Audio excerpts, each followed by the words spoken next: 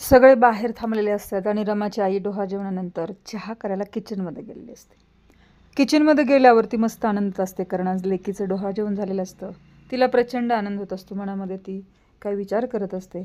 पातेलं घेते आणि चहा गॅसवरती ठेवते आणि तितक्यात पाणी ओतल्यानंतर पातेलं ठेवल्यावर पटकन स्फोट होतो. इरावती मुकादम इकडे वाटच बघत असते. ती बोटं मोजत असते, टायमिंग मोजत असते. आता नेमकं कधी स्फोट होतोय आणि झालंही तिच्या मनासारखं. पटकन इकडे स्फोट झाला आणि सगळे एकाच दमात कशामुळे स्फोट झाला म्हणून बघायला लागतात.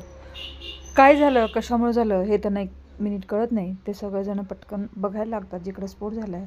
रमा तर पूर्णपणे हबकून जाते आणि तिच्या लक्षात येतं की आई बेडरूममध्ये आहे. आई किचनमध्ये गेली आहे चहा करण्यासाठी. आणि ज्यावेळेला ती विचार करते आई आतमध्ये आहे आणि त्यावेळेला तिच्या लक्षात येतं आता आई वाचली असेल का? नेमकं काय झालं असेल? आणि आता रमा पूर्णपणे शुद्धीतून गेलेली. काय करावं तिला कळत नाही आहे.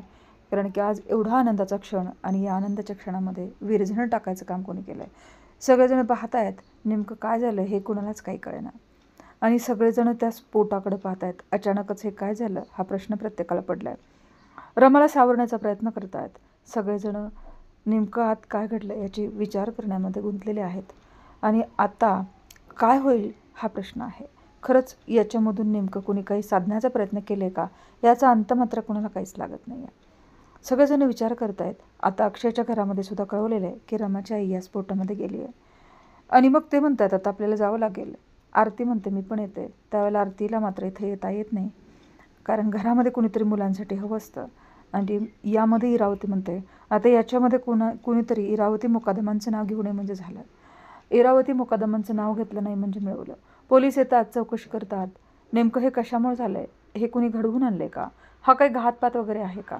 त्यावेळेला तिथल्या बायका म्हणतात नाही, याच्यामध्ये कुठलाही घातपात नाही आहे, हा अचानकच स्फोट झाला आहे.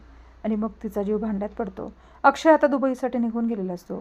ती म्हणते अक्षयच्या आईला म्हणते हे सगळं मीच घडवून आणलं आहे आणि तू याच्यामध्ये जर माझं नाव घेतलंस तर अक्षय जर आता दुबईला निघून गेला आहे, पण जर अक्षय परत आला तर त्याचंही असंच काहीतरी होऊ शकतं. अक्षयच्या आईला नेहमी ती धाकात ठेवते. वंश तुम्ही असं का वागताय? पण मात्र तिला काही कळत नाही. अक्षयच्या आईचं हे लक्षात येत नाही. एकीकडे आगीने स्फोट घेतलेला असतो आणि सगळेजण धावधाव करत असतात. आग विझवण्याचा प्रयत्न करत आहेत. पण काही का असेना रमाचं दुर्दैव शेवटी गरीब रमावरती पुन्हा एकदा अन्याय होतो. माणसाच्या आयुष्यामध्ये असे अनेक प्रसंग येतात, त्याच्यामधून उभं राहणं फार कठीण असतं. आणि आता तर रमाच्या आयुष्यामध्ये आता फारच अवघड झालेलं आहे. अक्षय दुबईला निघून गेला आहे. आता आईही नाही आहे. याच्यामधून तिला सावरण्यासाठी पुन्हा एकदा कसोटीचं आयुष्य तिच्या वाटेला आलेलं आहे. रमाचा रडून रडून पूर्णपणे हाल झालेला आहे. बेहाल अशी रमा आईच्या आकांतानं रडते. ती पाण्याचं एक थेंबही घेत नाही.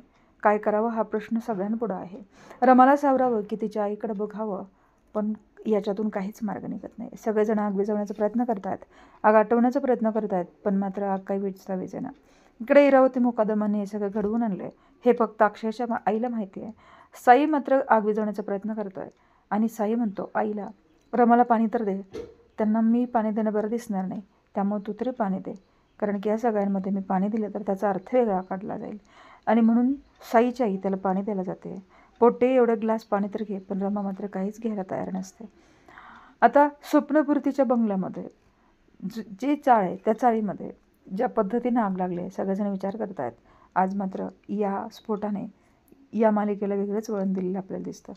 आणि बघूया उद्याच्या भागामध्ये काय होतं. तोपर्यंत पाहत राहा मुरांबा.